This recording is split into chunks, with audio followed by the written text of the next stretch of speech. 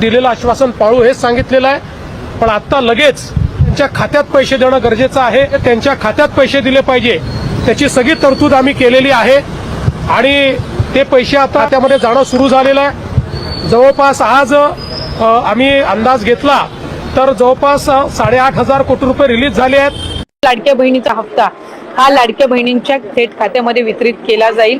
मला आपल्या माध्यमातून सुद्धा सर्व लाडक्या बहिणींना त्या ठिकाणी आश्वासित करायचंय की जर हप्ता हा त्यांच्या खात्यामध्ये जमा झालेला होता, तसा त्याचा जो हप्ता आहे तो सुद्धा लवकरच त्यांच्या खात्यामध्ये जमा होणार. लाडक्या बहिणींची प्रतीक्षा अखेर संपलेली आहे. आज सकाळी 7 वाजल्यापासून लाडक्या बहिणींच्या बँक खात्यात 3,000 रुपयांची रक्कम लाडकी बहीण योजनेचा हप्ता जमा व्हायला सुरुवात झालेली आहे.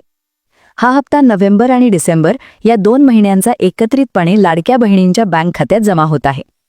अनेक लाडक्या बहिणी बऱ्याच दिवसांपासून या हप्त्याची प्रतीक्षा करत होत्या. बघा, आज प्रशासनाने फक्त 9 जिल्ह्यांमध्ये पैसे जमा करण्याचे नियोजन केलेलं आहे आणि त्यामुळे कदाचित तुम्हाला पुढील 2 ते 3 दिवस अजूनही वाट पाहावी लागू शकते. आता आज कोणत्या 9 जिल्ह्यांमध्ये पैसे जमा झाले आहेत त्या जिल्ह्यांची यादी मी तुम्हाला वाचून दाखवतो. सोबतच उद्या, परवा आणि 13 म्हणजे पुढच्या 2-3 दिवसात सर्व 36 जिल्हे प्रशासन कव्हर करणार आहे. तेव्हा कोणत्याही लाडक्या बहिणींनी नाराज होण्याचे अजिबात कारण नाही. जरी तुमच्या खात्यात आज पैसे जमा झाले नाहीत तरी देखील उद्या किंवा परवा किंवा 13 या 4 दिवसांमध्ये म्हणजे आजचे 9 जिल्हे, उद्या 9, परवा 9 आणि नंतरच्या दिवशी 9 असे एकूण 36 सर्व जिल्हे या 4 दिवसांमध्ये प्रशासन कव्हर करणार आहे. महत्त्वाची गोष्ट अशी की ज्यांची बँक खाती त्या ठिकाणी पोस्ट पेमेंट बँकेमध्ये आहेत म्हणजेच पोस्ट ऑफिसमध्ये आहेत त्यांना सर्वात आधी पैसे जमा होत आहेत. त्याच्या खालोखाल ज्यांची खाती SBI मध्ये आहेत म्हणजे स्टेट बँक ऑफ इंडियामध्ये आहेत त्यांच्याही खात्यात लवकरात लवकर पैसे जमा झाल्याचं बहिणींनी सांगितलंय. आणि तिसरी महत्त्वाची बँक म्हणजे बँक ऑफ महाराष्ट्र म्हणजेच महाराष्ट्र बँक. या बँकेमध्ये ज्यांची खाती आहेत त्यांना देखील पैसे जमा होत आहेत. आता यासोबतच बघा, ज्या लाडक्या बहिणींची खाती पंजाब नॅशनल बँकेमध्ये, बँक ऑफ बडोदामध्ये, Canara bank, union bank of India, central bank of India म्हणजे जेवढ्याही काही राष्ट्रीयकृत बँका आहेत, बरोबर, ज्या काही राष्ट्रीयकृत सरकारी बँका आहेत त्याच्यामध्ये सगळ्यात आधी हप्ता जमा झालेला आहे असे बहिणी सांगत आहेत.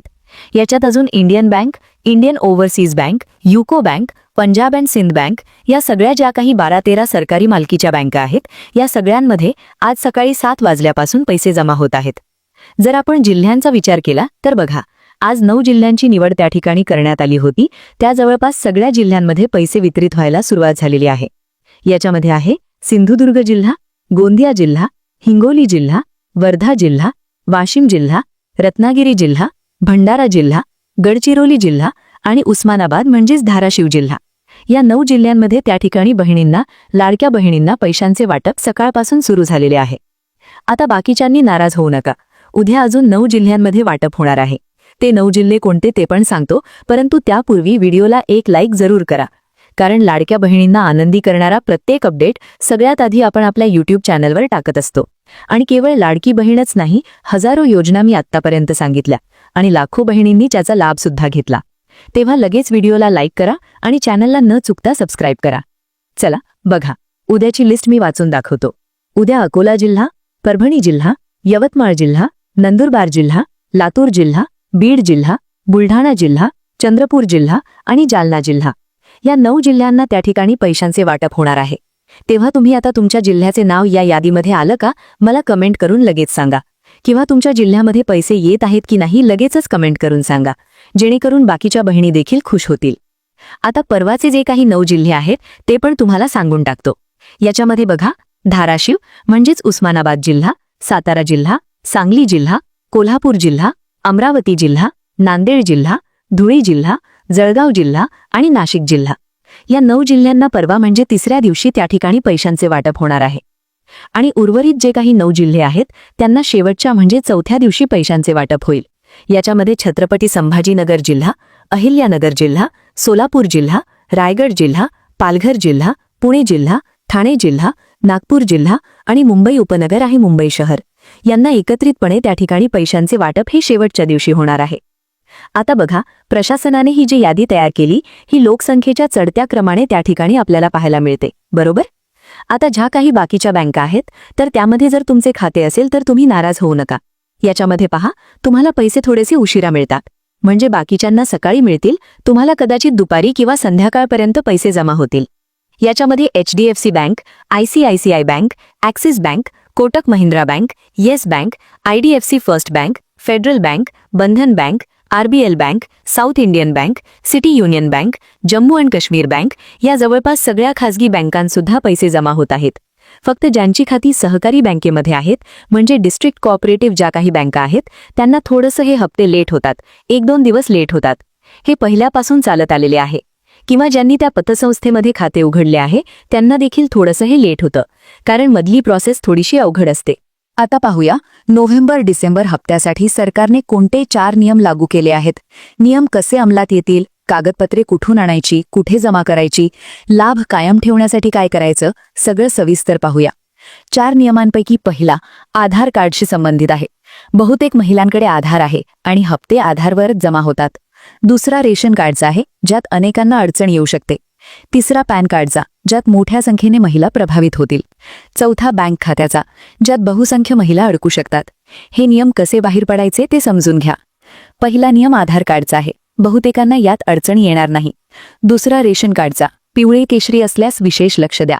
तिसरा पॅन कार्डचा, चौथा बँक खात्याचा. आधार कार्डमध्ये नाव, जन्मतारीख चुकीची असल्यास किंवा बँक खाते आणि आधार नाव जुळत नसल्यास अडचण. माहेरचे पतीचे नाव यात समस्या येऊ शकते. सरकारने अशा बहिणींचे लाभ थांबवले आहेत. रेशन कार्डची KYC पूर्ण करा. रेशन दुकानात जा. पॅन कार्ड असल्यास आयकर विभागाकडे व्यवहार दिसतात. 2 लाखांपेक्षा जास्त असल्यास अपात्रता. बँक खात्यात किमान शिल्लक ठेवा 500 ते 1000 रुपये, अन्यथा खाती ब्लॉक होऊ शकते. KYC मुदत 31 डिसेंबर 2025 पर्यंत वाढली आहे. विशेष प्रकरणात मृत्यू प्रमाणपत्र किंवा घटस्फोटाच्या कागदपत्रांची झेरॉक्स अंगणवाडी सेविकांकडे जमा करा. बँक खाते आधार लिंक, रेशन पॅन KYC करा. लाडक्या बहिणींनो, हे नियम आणि अटी काटेकोरपणे पाळा. योजनेचा लाभ खऱ्या गरजूंना मिळावा हाच उद्देश आहे. सरकारचा हेतू पारदर्शकता राखणे आहे. सहकार्य करा, कागदपत्रे वेळेत पूर्ण करा. शंका असल्यास अंगणवाडी सेविका किंवा अधिकाऱ्यांशी संपर्क साधा. ही योजना तुमच्यासाठीच आहे, तुमच्या सहकार्यानेच यशस्वी होईल. आता काही लाडक्या बहिणींनी काय सांगितलं की आम्हाला फक्त 1500 रुपये आलेत, आम्हाला 3000 रुपये आले नाहीत. तर त्या बहिणींचा एक मोठा प्रॉब्लेम असा झालाय की सरकारने वारंवार सांगितलं होतं की लाडक्या बहिणींनो तुम्ही त्या ठिकाणी KYC करून घ्या. तर ज्या बहिणींनी KYC केलेली आहे अशा बहिणींचे सरसकट 2ही हप्ते त्यांच्या खात्यावर जमा झालेत. कारण लवकरच महानगरपालिकेच्या निवडणुका आहेत आणि सरकारला बहिणींना गिफ्ट द्यायचं होतं. जसं त्यांनी मागच्या वर्षीपासून रक्षाबंधनपासून जे सुरू केलं होतं, अगदी तसं गिफ्ट लाडक्या बहिणींना सरकारला द्यायचं होतं. त्यामुळे सरकारची अशी इच्छा नाही की तुम्हाला फक्त 1500 द्यायचेत, परंतु तुम्ही KYC करणं गरजेचं होतं. आणि त्यात पण ज्या महिलांना पतीचं किंवा नवऱ्याचं, त्या ठिकाणी नवऱ्याचे, पतीचे किंवा वडिलांचं, त्या ठिकाणी KYC ज्यांना करणं शक्य झालेलं नाही, आधार कार्ड वगैरे देणं, तर त्या महिला अशा ठिकाणी त्यामध्ये अडकलेल्या आहेत. दुसरा प्रकार असा आहे की मागच्या 1.5-2 महिन्यामध्ये सरकारने लाखो महिलांना या योजनेतून बाहेर काढलंय की ज्या महिला पात्र नव्हत्या किंवा ज्यांनी चुकीचा लाभ घेतला होता. जर तुमचा त्याच्यामध्ये चुकून जर नंबर लागला असेल की तुमचे एखादे डॉक्युमेंट अपूर्ण आहे किंवा तुमच्या घरामध्ये एखादी 4 व्हीलर अनेक दिवसांपासून होते, तुम्हाला माहितीच नाहीये, परंतु त्याची नोंद त्या RTOकडे असते, असं काही जर झालं असेल तर तुम्हाला त्या ठिकाणी प्रॉब्लेम येऊ शकतो. कदाचित त्यामुळे तुम्हाला अजूनही पैसे आलेले नसतील. सोबतच तुमच्या घरामध्ये बघा, रेशन कार्डची KYC मी वारंवार सांगत होतो, करून घ्या. ज्यांनी रेशन कार्ड KYC केलेली नाही अशा देखील महिलांचे पैसे अडकल्याचं दिसून येत आहे. त्यांना अजून एकही हप्ता मिळालेला नाही, नोव्हेंबरचा पण मिळाला नाही, डिसेंबरचा पण मिळाला नाही. तर असं काही तुमच्या बाबतीत घडलंय का ते देखील तुम्ही एकदा नक्की पाहून घ्या. रेशन कार्डची KYC चेक करा. आणि तुम्ही या 1-2 महिन्याच्या कालावधीत जर तुमच्या आधार कार्डमध्ये काही दुरुस्ती केली असेल, तुमच्या घरातल्या कोणी काही जर दुरुस्ती केली असेल, तर त्यांचे देखील पैसे अडकलेले आहेत. होय, तर अशा काही ज्या घटना आहेत की ज्याच्यामध्ये आपण डॉक्युमेंटमध्ये काहीतरी दुरुस्ती करतो, आपण बँकेमध्ये काहीतरी नवीन कागदपत्र जोडून देतो, अशावेळी त्या ठिकाणी आधार लिंकिंगला, आधार सीडिंगला निश्चितपणे प्रॉब्लेम येतात. तर असं काही घडलंय का एकदा पाहून घ्या. आणि हो, महत्त्वाची गोष्ट, 31 डिसेंबरपर्यंत KYC करण्याची शेवटची तारीख आहे, अंतिम दिनांक, लास्ट डेट आहे. तोपर्यंत नक्की करून घ्या, नाहीतर तुमचे हे अडकलेले पैसे म्हणजे नोव्हेंबर-डिसेंबरचे अडकलेले पैसे आणि पुढे येणारे हप्ते हे सगळे त्या ठिकाणी अडकू शकता. तुम्ही यातून म्हणजे अगदी लीगली यातून तुम्ही अपात्र ठरू शकता. तेव्हा ती एक महत्त्वाची गोष्ट आपण निश्चितपणे करून घ्या. आणि फक्त लाडक्या बहिणीवर थांबू नका. तुम्हाला जर तुम्ही बचत गटामध्ये असाल तर 1.5 लाख रुपयांपर्यंत कर्ज बिनव्याजी तुम्हाला मिळतंय. 1 रुपया व्याज भरायची गरज नाही आणि 90,000ची सबसिडी सुद्धा त्याच्यावरती मिळते. तुम्ही फक्त वरचे 60,000 रुपये तेवढे भरायचे, बाकीचे 90,000 तुम्हाला फ्रीमध्ये मिळतायत. तुम्ही त्यातून स्वतःचा उद्योग व्यवसाय सुरू करू शकता. अजून एक आहे उद्योगिनी योजना, अजून एक आहे आई योजना. हजारो योजना आहेत. भांडी वाटप त्या ठिकाणी चालू झालेली आहे. घरावरती मोफत त्या ठिकाणी सोलर बसवण्याची सुद्धा स्कीम आहे. एवढेच नाही तर लाडक्या बहिणींना, खरं तर सगळ्याच महिलांना सरसकट, फक्त लाडक्या नाही सगळ्यांना त्या ठिकाणी सूर्यचूलसाठी सरकार आवाहन करतंय की फक्त 1600 रुपये भरून तुम्ही सूर्यचूल विकत घ्या.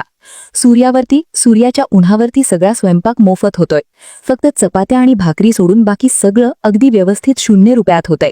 तुम्हाला गॅस संपणार नाही, लाईट बिलाची तुम्हाला काही टेन्शन नाही, ते सगळं होतंय. ते सूर्यचूल तुम्ही जर घेतली नसेल तर त्याचा देखील व्हिडिओ आपल्या चॅनलवर आपण टाकलेला आहे.